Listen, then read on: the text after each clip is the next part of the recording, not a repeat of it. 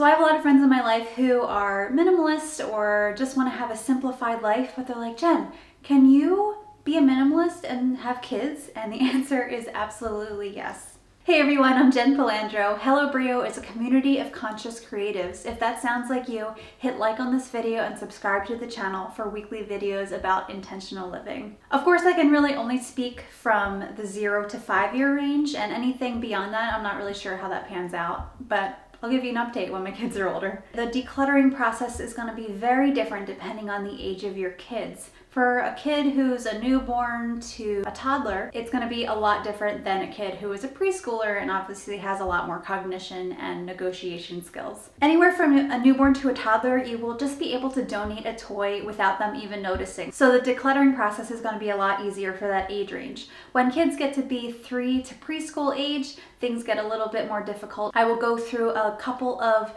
tips on how to negotiate with a preschooler later in this video. My process for decluttering toys is a 7-step process. It's really easy. Step 1, prepare for the decluttering process. This goes for decluttering toys or anything else in your life, but you want to have bags and boxes ready so that you can sort things into donation piles, have them just be better organized, or even send them out the door to the garbage. Step 2 is to dump everything in one area. What this looks like for us is that we have 2 bins of toys in the boys' room and 2 bins of toys in the living room. So I will bring all the bins into one room and dump it into one pile. And yes, you want to make sure that your kids, no matter what their age, is involved in the decluttering process. The more that you involve your kids from an early start, they're going to be able to see that you value organization and decluttering and keeping things tidy. So the repeated process is going to become part of their routine. Also, when you dump the toys into one spot, like a huge pile on the living room, they're immediately going to see like, oh my gosh, I have so many amazing toys.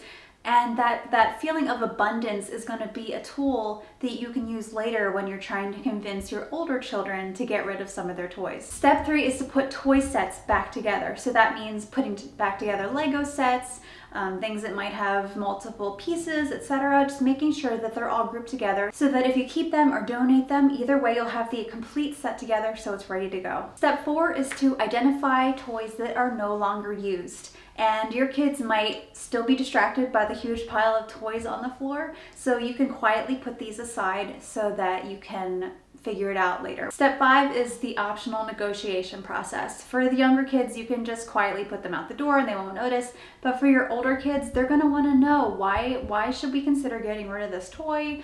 You know, what is going to happen with it? Why are we just getting rid of it? So this is really your chance to start instilling your values on them. You can first explain to your child that by having less, they can actually get more enjoyment out of the toys that they end up keeping.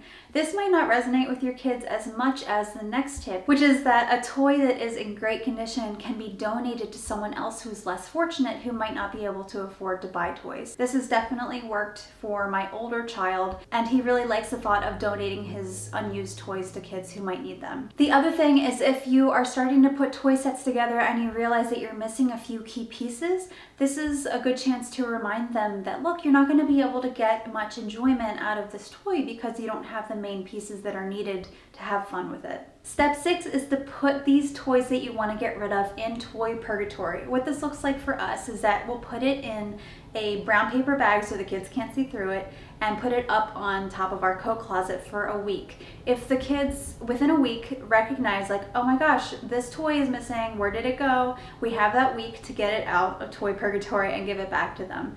Usually out of sight, out of mind, they won't even notice, and at the end of the week we can safely get rid of those toys. If you're going to do this, I highly recommend setting a reminder on your phone so that the toy bag doesn't sit there for weeks, months, even a year. Step 7 is to donate or sell old toys. So now that you're done decluttering your toys, I hope you realize that you will have less to clean up, which just means more quality family time, and that is really amazing. Your kids will get more enjoyment from the toys that they do have, and I noticed that I didn't say to get rid of all the toys. I want to make sure that they have enough toys to play with, whatever enough means to you, and this will also help you make more mindful toy purchases in the future. When you're in the toy aisle at Target, you'll be able to say like, hey, remember how you had that one toy before but you never played with it, so we donated it to someone in need?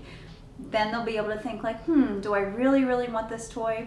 And I know I know a lot of these strategies will only go so far, and it really depends on the child. But again, if you're watching this channel, I truly believe that you want to have a more intentional and streamlined lifestyle. So by starting early with these values and instilling these values on your children and doing it for yourself as well, you'll start to see the benefits of streamlining your household in every respect for every family member. I'd love to know if you are thinking about decluttering your kids' toys, or if you're wanting to have a more streamlined lifestyle. What questions do you have about decluttering, or what has worked for you in the decluttering negotiation process? Leave a comment below.